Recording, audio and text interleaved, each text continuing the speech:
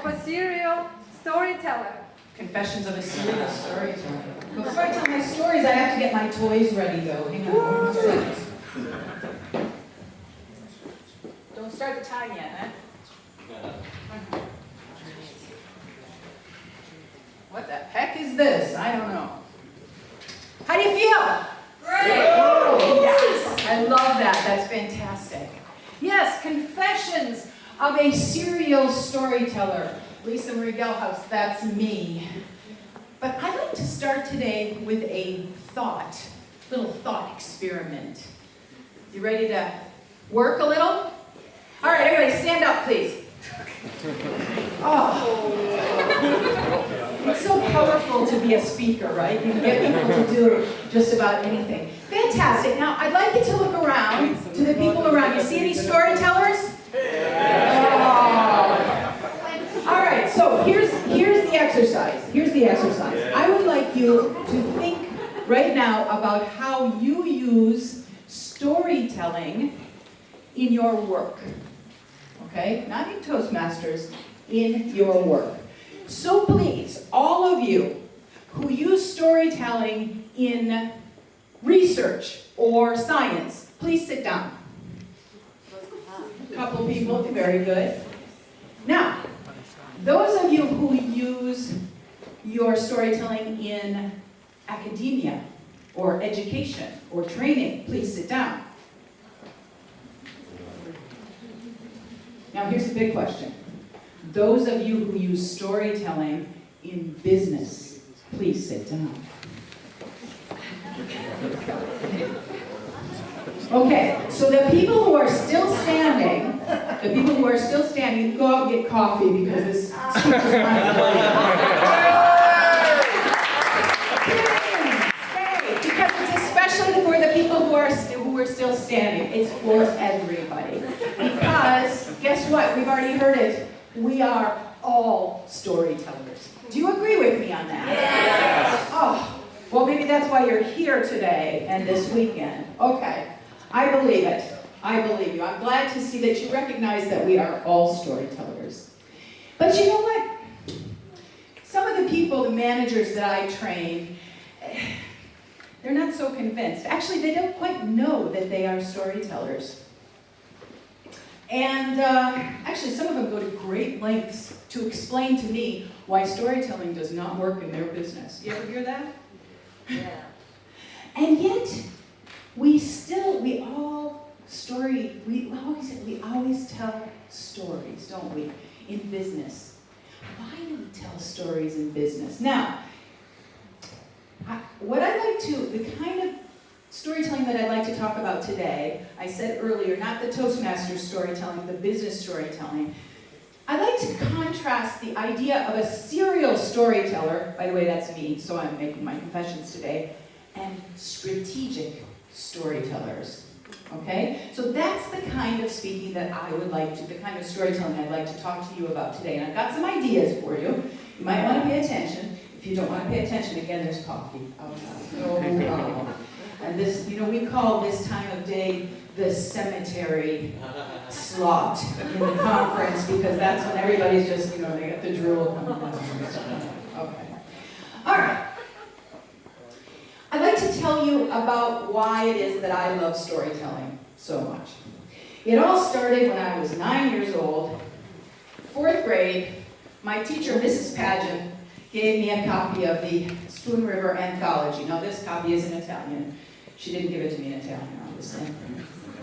And I have to say, she said, "Here, Lisa, get up and read from this book." Oh my God.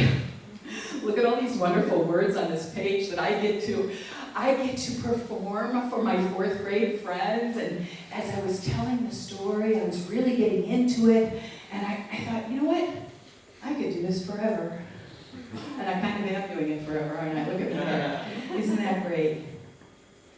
Except that kind of storytelling had no point. I was only in 4th grade. Please have patience with me. I couldn't quite understand that good storytelling isn't just about having a great author. Edgar Lee Masters. His name is Masters. It's not about having a good author, so it won't do me any good to find somebody else who will write a speech for me. Can we agree on that? Yeah. So, but what is it that makes storytelling, why it's not okay if there's an author? Really good storytelling is us telling authentic, personal stories.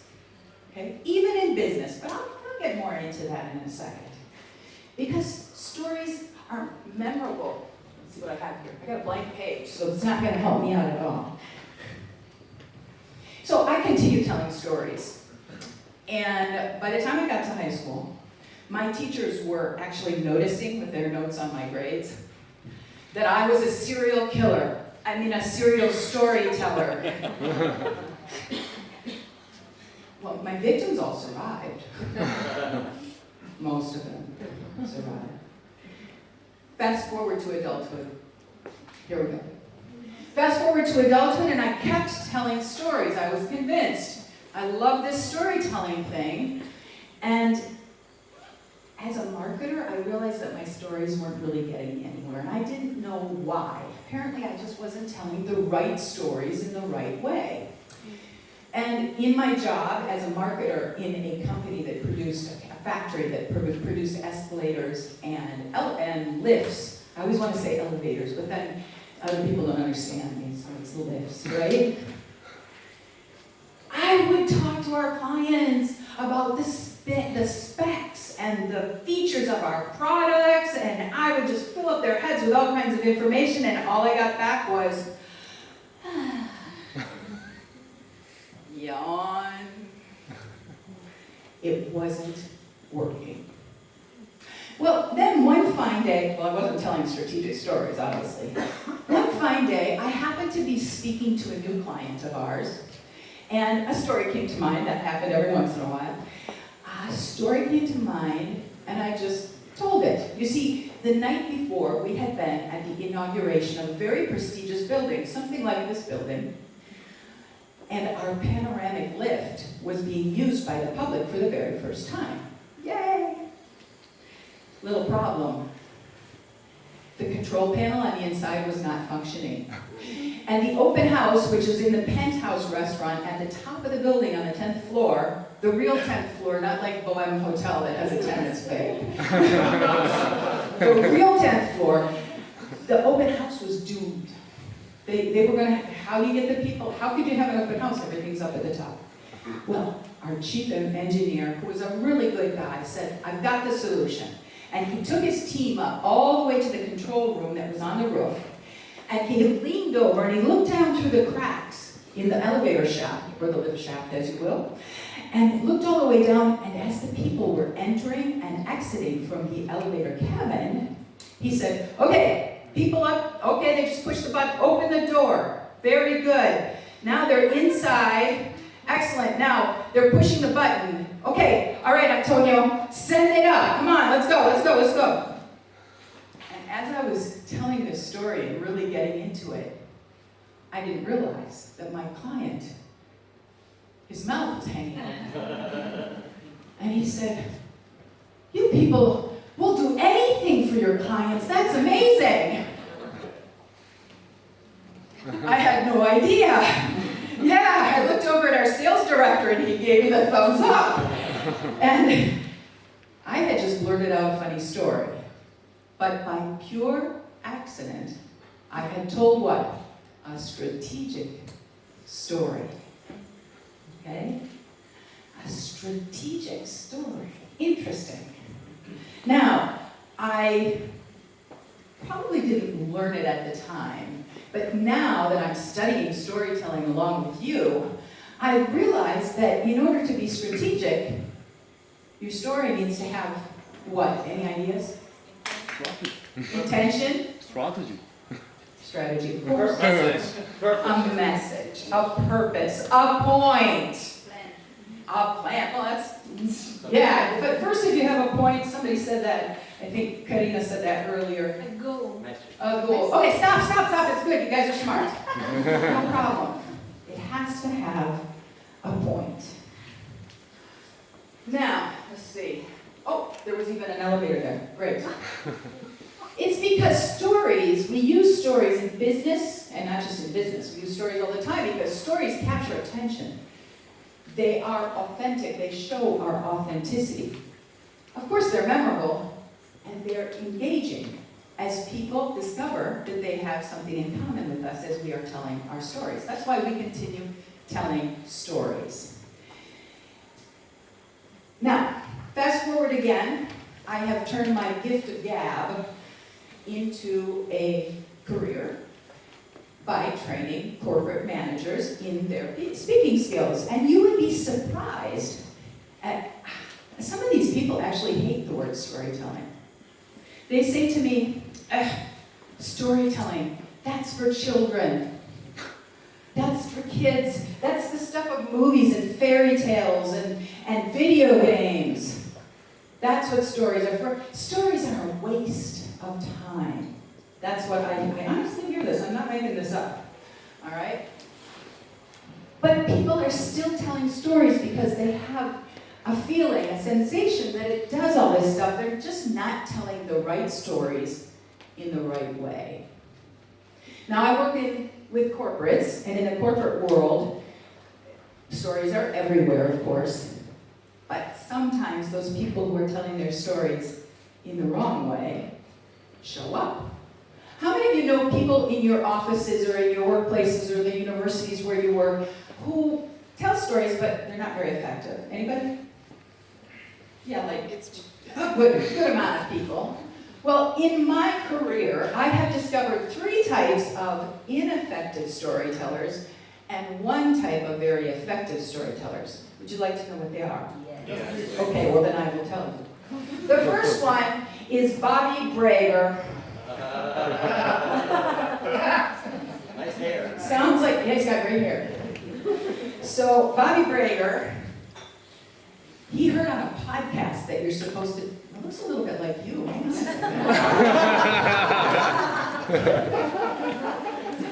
Bobby Brager heard on a podcast that you're supposed to tell personal stories, and what did he say? He said, great, I get to talk about my favorite topic. Me. And that's what he does. Now, why is it that we dislike the Bobby Bragers of the world? Think about it for a second.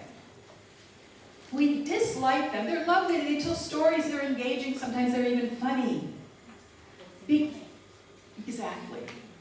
They ignore the age-old question that audiences have been asking themselves since Aristotle, which is, What's in it for me? what's in it for me? Okay, there's a lot in it for Bobby, obviously. Okay. Now, I am very proud right now because my daughter drew these pictures, like with her actual hand. Thanks, I love to brag about her. Anyway, I said, Alessia, I know it's a guy and everything, but Bobby kind of looks like me. And she said, yeah, Mom, that's exactly who I was thinking about. Ouch. The second type of ineffective storyteller, obviously we don't want to do that, okay, is Julie the Joker. You know anybody like that? They tell all kinds of great stories. Julie is full of funny stories. She's got, people don't even have to stop and say, what's in it for me? Because they're having so much fun. Listen to all her funny stories. But here's the problem. Julie Joker doesn't have a point to all of her joking, except maybe that she wants to get a laugh, which is lovely. But she is not, as a business storyteller, she's not relaying any lessons or points or message, all the things that you said earlier. Okay, we don't want to do that. Oh, this is Ronald the reporter. So Ronald is the most common business storyteller that I have encountered in my career. Think about it. You know those guys that have the PowerPoints with all the graphs and the statistics and the examples and the quotations, and they're just pumping all the information into your head? By the way, he is a very close cousin to Edward the engineer. No offense to the engineers in the room. Are there any engineers in the room? Oh, sorry. Okay, we'll go back to the reporter, that's fine, that's fine. Okay, so now it is a good idea to back up your claims with proofs, quotations, examples, and so forth. But the problem with Ronald is he takes it to the extremes. He thinks the more I tell you, the more you'll be convinced that I know my stuff. Actually, the more you'll be convinced, period. They don't care. They're not body breakers. And the problem with that is that after we get all of those graphs and statistics and examples and quotes and everything pushed into our heads, the audience's brains are screaming, too much information! We do not want that. Somebody said this morning, if you confuse your audience, you lose your audience. Good Sorry. imitation. It's terrible. It was terrible. But yes, please don't be offended. I can't do your accent or anybody else's accent. We don't want to be like Ronald the reporter. So, want to know who the good storyteller is? You don't seem convinced. I'm gonna go. Yes! Oh, okay. All right. The best strategic storyteller is Intentional Isabel. Intentional Isabel does with her stories what stories are intended to do. Okay? And they are authentic and memorable. They're also humorous. She tells personal stories without sounding boastful. She uses humor wisely. She uses good structure in her speeches so that at the end they're actually memorable. But she uses the stories to keep us engaged. And she is a strategic storyteller. And that is exactly what I hope for all of you, to be a strategic storyteller. Now that's all well and good. Anybody wondering how you're going to do that? Yes. Yeah? Yes. It's so easy. All right, engineers, get ready for this, because all you have to learn how to do is do 3 plus 3. What is it? It's not 6. 7. It's not 6. There are 3, and then 3 things that I want to leave you with today. Look at the little heart, isn't that sweet? Okay, first of all, strategic storytelling has a crystal clear purpose. And we've heard that from our keynote this morning. We heard it in our workshops today. And I wasn't able to see the debates, but I'll bet they had a very crystal clear purpose. In business, I'm not talking about Toastmasters here, they are very short. You need to get straight to your point without giving too many wonderful details, okay? The story that Sukra told us earlier about the beautiful sky and there were no people in the street, it was wonderful for an audience like us who are just waiting for stories. But in business, you gotta get straight to the point. And finally, business stories, strategic stories, are highly structured. So that's the first 3. Crystal clear purpose, very short and very structured. And now I'll tell you about the second 3. The structure of our business stories has 3 acts, just like a play. There's a setup, then something happens. Sometimes we call this the inciting event, and sometimes we call it the conflict or the problem. And then we have a transformation, which the solution to the problem is part of the transformation.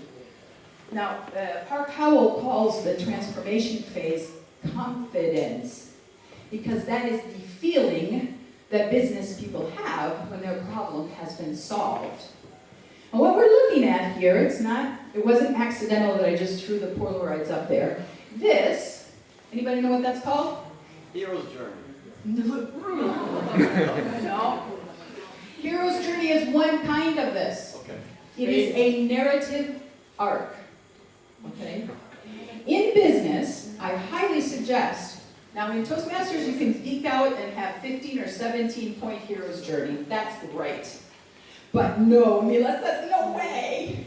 I wouldn't do it, but some people do. Come on, some people do. In business, just 3 old points. Very, very simple. Okay? Why? Because in business, time is money. And if we spend too much time on a story, people start going, why are you telling me this? Right? We will not suspend judgment in business.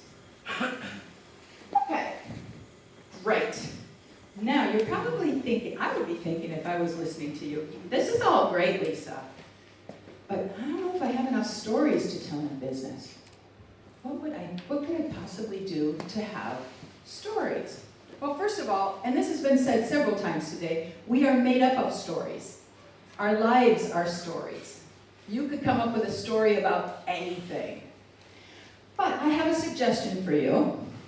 I learned about collecting my stories in an organized way from 2017 world champion public speaker Manoj Vasudevan, very difficult to pronounce, when we were in Genoa. Anybody remember that he came and spoke to us?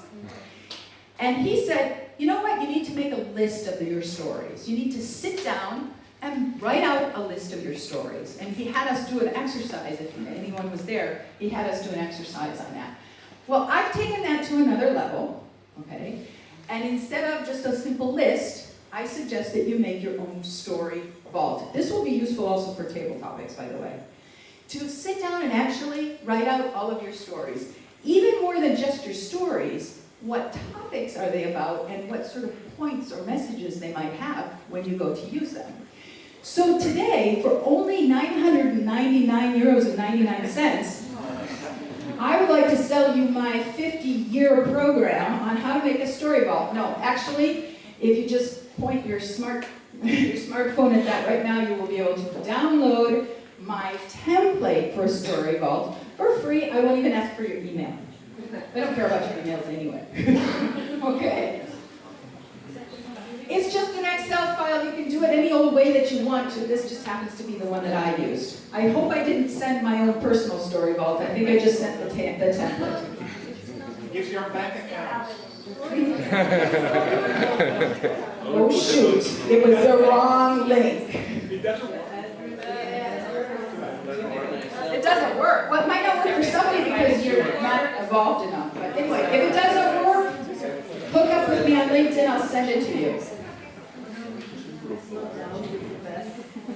All right, ladies and gentlemen, Toastmasters, guests, dogs, cats, everybody out there, we are all storytellers.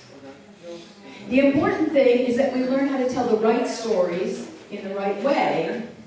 So my question for you is, do you think that we could be reformed from being serial storytellers, prowling the dark streets looking for helpless victims? Could we become strategic storytellers? I don't know. However, by the power, stand up all of you, we'll do the thought experiment again. All right, by the power invested in me by Kate Gourdet, I now pronounce you strategic storytellers. Thank you.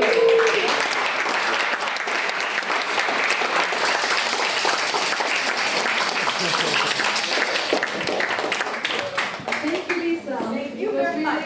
Powerful and a lot of insights. They're loud. You have to talk above them. We have learned a lot and we will check your insight and learn more from you. Thank you very Thank you much. very much. I have a short